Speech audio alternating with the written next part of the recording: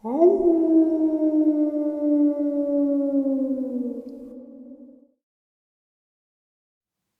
greetings and salutations, everyone. I hope everyone is doing well today. Today I have an assortment of subscriber submissions that I'd like to share with you. Before we get into them, a couple links. As you know, I rely on Patreon, PayPal, and my merch to help the channel to continue to grow and go. The links to Patreon and PayPal are in the description below. My merch displayed directly under this video. Also, Dogman Frightening Encounters Volume 1, 2, and 3, the audiobook versions. They were written and researched by Tom Lyons, narrated and produced by me, Jeffrey Nadolny. Those audiobooks are available on Audible, Amazon, and iTunes, the links to which are also in the description below. Now, everyone, I have taken far too much of your time. Let's get on with today's upload, shall we? Today's first encounter. Hello, Jeff. My name is JMW. I've had a couple of encounters that I'd like to share with you. You can narrate them on your channel if you choose to. First encounter was in 2002. So, I've been thinking about writing this out for some time now. I am no writer, but the story goes like this. Also, keep in mind that I'm going to see how a more condensed version is first and go from there. 2002, 2 weeks before Christmas, I was having trouble sleeping. So, I decided to go coyote hunting by myself. No one knew I had even left. It was about 11:30 at night. No cell phones of any kind. Definitely a bad idea. I start my trek, as always, down a well-used trail until reaching a steep section covered in multiflora rose bushes. However, I had previously cut a path, and it wasn't hard to navigate, even in the snow that had been falling. I continued down the hill until reaching a large ravine that sits not far from my house. Moving to my left, I went about another 100 yards or so to where this all plays out, and you can cross a shallow stream. I crossed the stream and proceed up a long, snow-covered hillside trail. Getting to the top, I went into action, setting up all of my gear and finding a spot with a good backrest and nice firing lanes. My back rested against a large pile of crush and run. My shotgun leveled across my knees. I sat there, getting colder and colder and more snow covered by the minute. So after 45 minutes to an hour, I decided to quit and pack everything up. This is when things get scary. I grabbed my red filtered 1,000,000 candle power field spotlight. When I turned it on, luck was on my side and I saw it around 10 feet away. Nose to the ground in my direction on all fours, the light coming on didn't even startle or faze this creature. It's like it knew right where I was and knew the light would be on at any second. It then took a step toward me, lifted up onto two legs. It didn't break or crack when standing up. The only noise that I could note was a low, deep-sounding pop in its rib sternum area. It stretched out and puffed its chest as if it wasn't big enough. I would have to say it was at least 7 to 8 feet tall, with 5-fingered hands and 2-inch claws. This dogman never opened its mouth, so I cannot comment on its teeth. It took a step toward me, and having my shotgun already leveled, I fired a shot that hit it right in its mid-upper portion of its ribs. Mind you, that hitting something this close with a shotgun usually causes a major hole and nothing could walk away from it. The shot let loose a mist of blood in the red-tinged light of the spotting lamp. It let out a loud yelp, then tucked its ears and ran to my right. It made it out of the light circle in 2 strides. I fired 2 more times at it, but it was much too quick and I missed. I got up and started walking in the direction it ran, forgetting momentarily to reload my shotgun. I walked for about 10 feet and found a large pool of blood, then walked a few feet more and found less blood. This process repeated until I was around 30 feet from where I initially started and there was no blood, just footprints.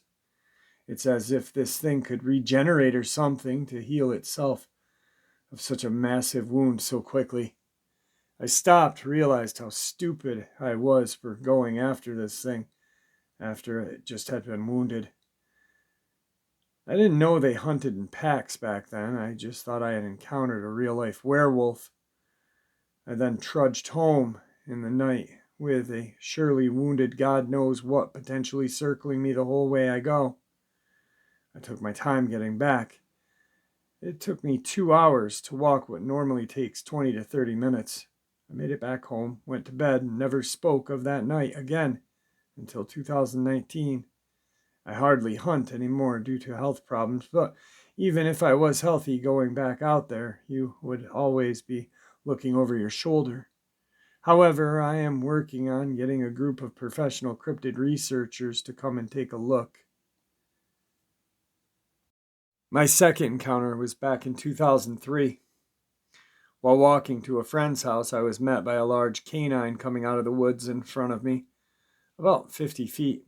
It looked like the combination between a bull mastiff, a Rottweiler, and a Doberman, only this animal was between 3 and 4 feet at the shoulder while on all fours.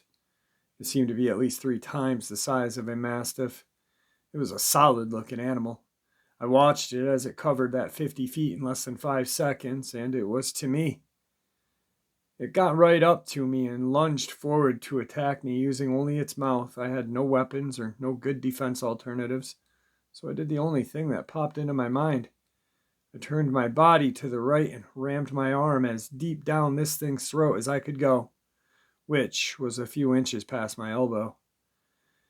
It must have been a juvenile, as it was inexperienced and its teeth weren't extremely sharp yet.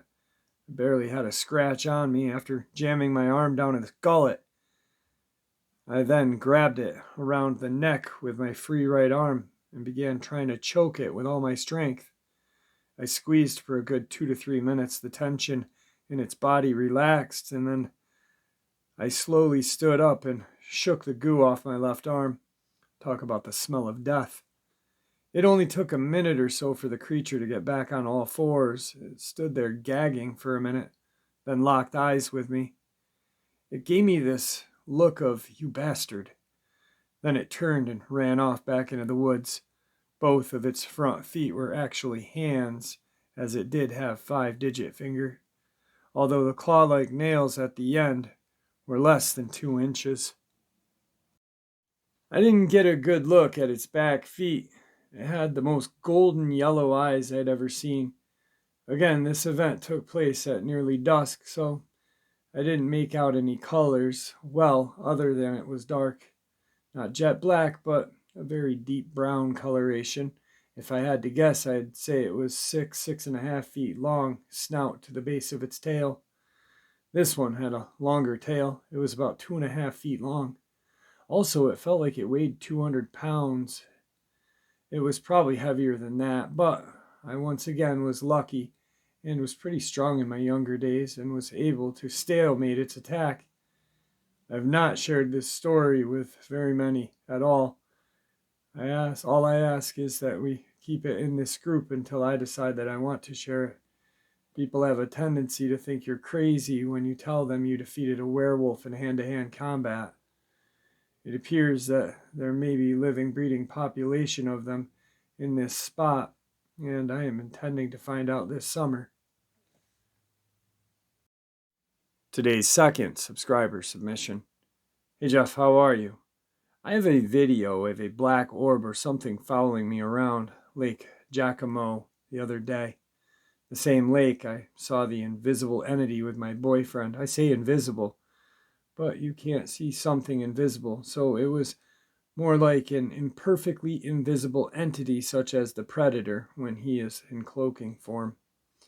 If you would be interested in that video, the Orbs, well, there are several videos. I will see what I can do to get them shortened and made into one video so that I can actually send it, because my phone won't let me send huge videos. So let me know. Thanks, Jeff. I also have a video of extraordinary energy that you can actually see on the camera at my boyfriend's house radiating everywhere. He would not want to have that posted publicly, but I could let you see it if you wanted. And I have encounters like one time when we were looking for arrowheads and we went out at night. Something was throwing little pebbles at us. The pebbles would land right in front of our heads as we bent over looking into the water. That takes some precision and intelligence to do. We were there for hours and it happened many times. And at first, I wasn't even sure if it was happening. I would hear it. I could see the water move in front of me, but it didn't register until like 5 times. And I was like, okay, what the heck? My first thought was my boyfriend was doing it, and he said no, it was happening to him as well. And so something intelligent was there throwing little pebbles right in front of our heads, not hitting us, but messing with us. Like I said, that takes some intelligence. The terrain surrounding us was very remote. There's a few houses around there, but there's a lot of woods, and it's out in the country where anything could hide if it wanted to be hidden. And there's also a known Indian burial mound close to the spot. And I'm just giving you a slight detail about it. If you wanted to know more, I'll write them out for you. Like the other night, my boyfriend was out and about, and he had heard something he had never heard before, a howl, like I don't know how it sounded. He says coyotes just went crazy, so I don't know what it was, but it sounded like a dogman to me, as what he described the howl sounded like. Another time he saw something in the little patch of woods at night in the middle of this town. I mean, not even in a town, it's a city. And when he saw it, he immediately picked up a stick and started kind of sharpening against a tree for protection. It had an elongated snout. It looked emaciated, and when he saw them, his son and him took off running on 4 legs. It then stood up and started running on 2 legs as it was running. He said he saw tracks in the snow like he had never seen before. These tracks were not of anything he had ever seen, and couldn't even place them with something possibly that's known to exist. And there's another time when I was by myself. I was out at the end of this trail in the same patch of woods where my boyfriend had dropped me off and took his bike to the top, and I could hear his dirt bike at the top of the trail. And that's a little ways off, so I knew he wouldn't be able to hear me. I heard chains or something and started walking up the trail toward it, thinking it was a person. I guess I forgot to say it was dark out, like 9 p.m. on a summer night. The sun had gone down. It was dark enough that you could not really see too far off. So I started walking toward it. I said hello, and all of a sudden it starts on 2 legs running up the side of the hill, and I could hear the chains rattling. Maybe they were hanging off the side of its belt or something. I don't know. I couldn't see a belt. I couldn't even see chains. I could hardly see and make out the figure, and then it turns directly toward me and starts running towards me. It begins morphing into a dog-like creature. Looked like German Shepherdish to me as far as I could tell. And the whole time it was just a really pale green glow about it. And at first it looked like a person going up the side of the hill, but then when it turned towards me and morphed into this ghost dog is what I call it, it went down on all 4s and just ran at me. I know it sounds crazy. It was definitely weird. I can't explain it any better than that. So I turned around without even trying to comprehend what I was looking at, and I yelled help, and it ran up the other way and ended up going up another trail that is just not really a trail you'd want to go up, especially in the dark. I had no flashlight. It's just not easy. It's steep. It's hard to climb up there. Anyway, I just wanted to give you some ideas of the encounters that I've had. Thanks, Jeff, for what you do. Today's 3rd subscriber submission. Jeff, thank you for taking your time out to read my email. It was the summer of 2006, the 4th of July. I was driving down an old highway that had cornfields on each side. I was heading to pick up my little sister and her boyfriend at the time. They both were not at their job, and their boss said they would be back in 30 minutes. so I figured I'd just head home and wait for her phone call. It was now 12:01 and I had just crossed the bridge. It was about less than a mile from the turnoff to the old dirt road that I needed to head to my house. The road is now paved, for it's in city limits. I looked over to the cornfield on my right, for I had an odd feeling something was not right. Also, I wasn't the only person on the highway either. There was traffic on the oncoming lane. When I looked over to the cornfield on my right, I saw this strange dog coming out of it, and it ran across the single-lane highway. I saw eyeshine still on the right shoulder of the highway. When it came up on it, my headlights and the other car's headlights lit the area, and I saw what looked like a hyena. I looked into the cornfield and saw another one, but the thing had the face of a man, like if it was shifting into a creature, like the two he was fouling. But I locked eyes with both of those hyenas. I made my turn onto the dirt road that was about 20-30 feet away from what I saw. I wasn't too happy to be called at 1 a.m. to pick up my sister from work and drop off her boyfriend. The week was odd, for I had worked at Walmart and I had 3 people come to my checkout that were from South Africa. 1 woman and 2 men, 1 black, 1 white. After they checked out, one by one, they went over to the McDonald's that was in the store at the time. They would just watch me, and I got that same feeling once more I had the night that I saw those 3 hyenas.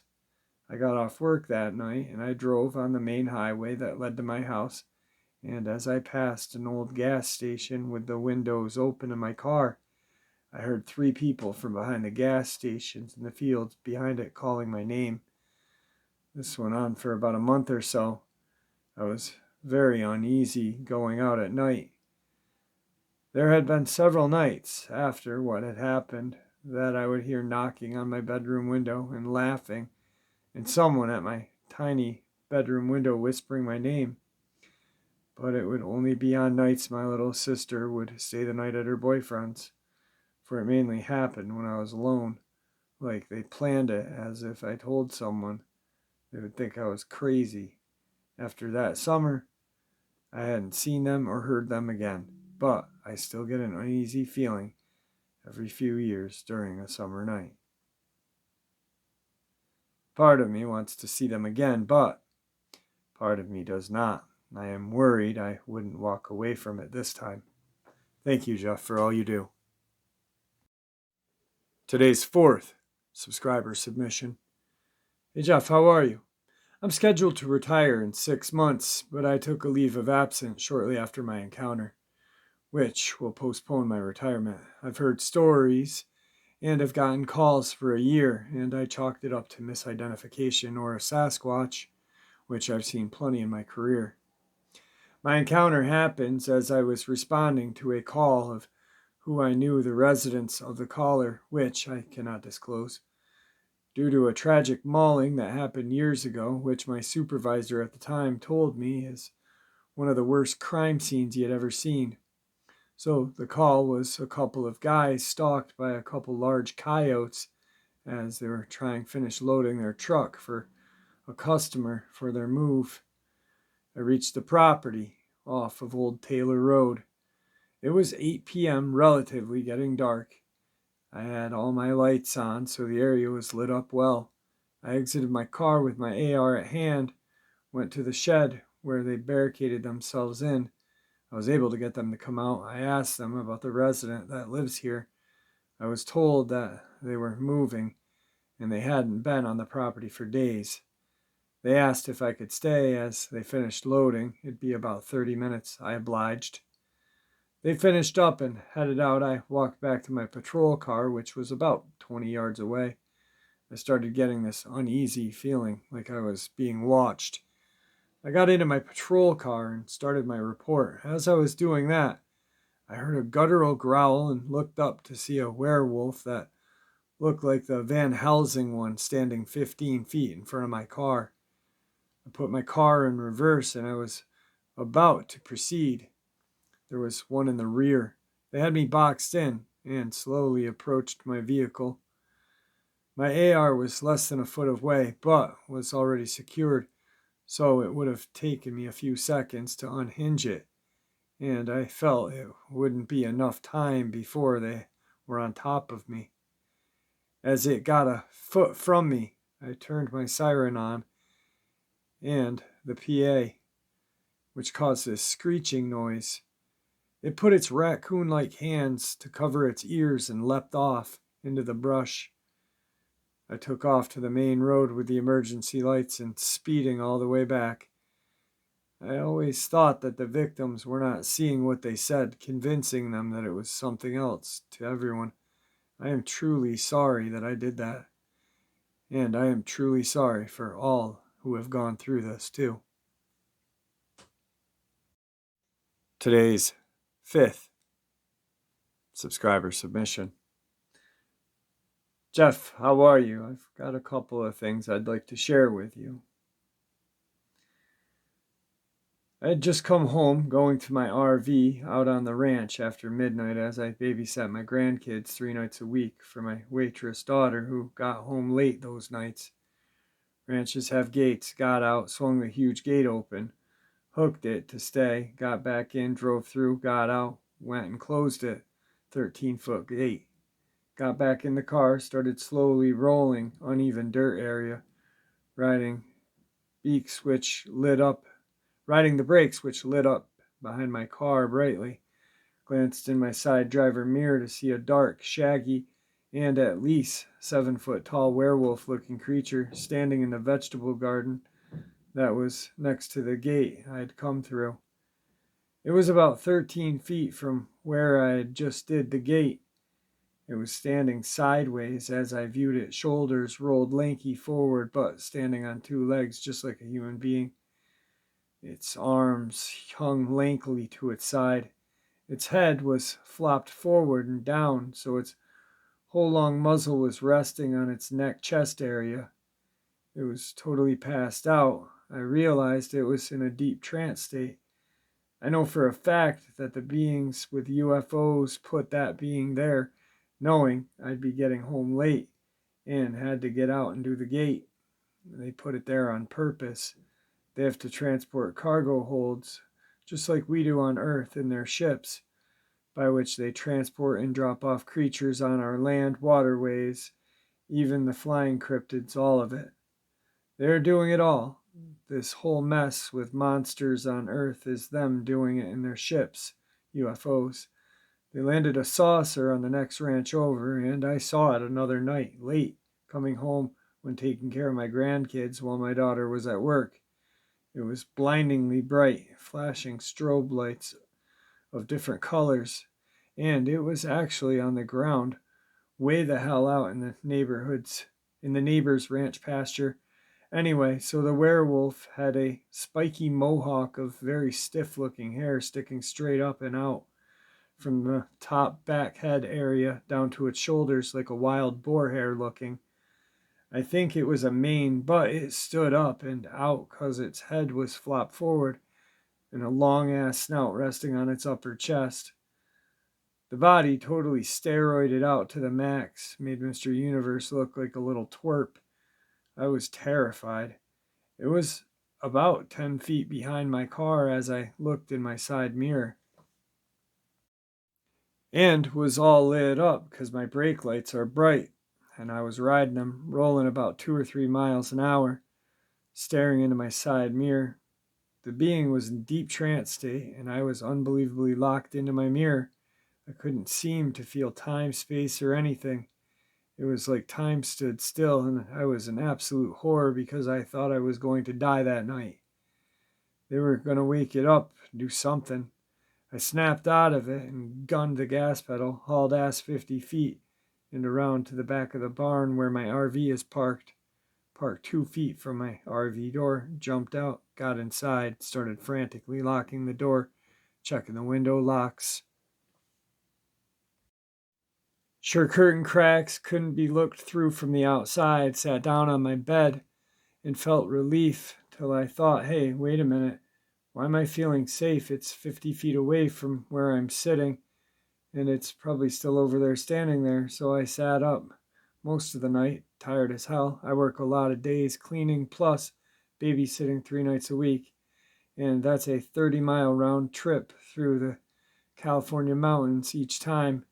But I was terrified. I sat there waiting to die because I really thought they were going to come and kill me. It could have peeled my RV door right off and flung it over its shoulder like a corn chip, snout looking very long, maybe over a foot. Had to weigh a hell of a lot. I'm thinking 500 to 600 pounds. If I had to guess, God, I'm feeling scared just thinking about it. They dropped them off here. And a few other things. Once standing over next to the big pond, maybe 60 feet from the gate I have to go through. Had been a babysitting again after midnight again. Got through the gate and started going slow into the ranch, bumpy dirt area toward my RV. I looked over toward the pond, 60 feet from me, to see there standing a 2 feet werewolf on the trail next to the pond, staring at me. Never moved. At 2 or 3 miles an hour rolling, I stared back in terror into those golden eyes, like buckwheat shaped, which is like a triangle with a fat wide end at the temple and the point of the triangle going in to meet the bridge of the snout. Not eyes like a cat at night in the headlights, not at all. They were very solidly defined in deep correlation, though not translucent. Just deep, strong, glowing color, gold, amber, yellow tone, yellow, the most prominent hue though. Not glowing like light bulbs though, and yet not like nocturnal earth creatures either. You know what? They're like owl eyes. Just remembered the times I've seen owls at night, that deep yellowish golden color with the tiniest hue of amber in them. And the same exact intenseness. When you shine a flashlight on an owl at night, it's not the same eye shine glow as a cat, deer, bobcat, or mountain lion, or raccoon. The werewolf's eyes are like owl eyes that way. They show up at night, except you don't have to shine any light at the werewolf being. Their eyes are like that without ambient light. Well, take care. Stay safe and watch over your kids every second. Even in the day in the yard, always check their windows, locks, and all window locks, doors too, before nightfall. Never skip it if you're sick, because those things have hands like us, opposable thumbs. And after reading others' nightmares experiences, I've learned that they climb trees like a champ, even if they're carrying a huge dead deer that they have killed 60 feet up a tree, where they often apparently like to be when eating. All I think all the time is, please, dear God, don't let them hurt my family. My 2 grandkids, 12 and 16, they dirt bike and ride in the woods. My daughter won't listen to me, thinks I'm reading too much into this crap or watching too many scary movies, as she puts it. She won't listen. I can't even describe how I feel about that. She lets him go out riding. My heart is broken over that. I'm horrified someday she'll call me and tell me that they went out and never returned. I love those 2 kids more than anything on this earth. They're the most important thing in my life, and I can't protect them. I feel helpless. Good night to you and yours. Again, thank you, Jeff, for all you do. Take great care 24/7. Today's final subscriber submission. Hello, Jeff. I hope you are doing well today. I figured if I was to tell anybody about my past event, you would be one of the few people to believe me, though I don't know where to start. I guess I'll start with my trip up north when I visited an aunt of mine for a few weeks. Her house had room in the basement, so that was where I stayed. I tend to overheat at night, and I like to either walk around or go outside and relax and look at the stars. That day there had been an animal attack. I can't say wolf for sure because I never managed to see it, but as you will read, I have reasons to believe so. There was a trail of blood leading to the forest from just behind the barn/shed that led to what was left of a deer Nothing odd there. On that night, I was restless and chose to go outside on the front porch. When I stepped outside, I was so relieved by the cold. I didn't bother to look around at first. Then I noticed the quiet. Normally, you can hear all matter of life up north, even at night, but not then, and it unsettled me, so I looked around before moving any further from the door. At the bottom of the steps was a large wolf. It didn't move once. I spotted it, and neither did I. It seemed like time stopped, and somehow we both tilted our heads as if an unspoken question, "What are you doing here?" was in my mind. I didn't talk because if I spoke, I felt that breaking the silence would be wrong. Eventually, I almost relaxed and looked away, knowing that it was still there, but that I would not be hurt. After another moment outside, I backed away. Never quit giving my back to it, but I stared as I closed the screen door, and then when I closed the wooden one, it left. I don't think it was normal animal because you could see it was smart, and it didn't have any fear or anger. The eyes were beautiful color. They seemed almost like a dark gold, but it was many, many years ago now. I can't say the height because of the stairs altered my perception, but at a guess on all paws, it was at least 4.5 to 5 feet tall, given the railing height just a few feet away. Another odd thing happened to me at that house and seemed to follow me even now, but it seemed to fit into your channel the most. Use it or not, it's just my thank you for all the wonderful stuff you do for me. Have a great day, Jeff. All right, guys, I hope you enjoyed today's Dogman subscriber submissions. I know I did. Anyway, please, everyone, practice kindness. May the Great Spirit watch over us all, and may He guide us down that path that we call life. Until just a little bit later, my friends. I'll see you soon.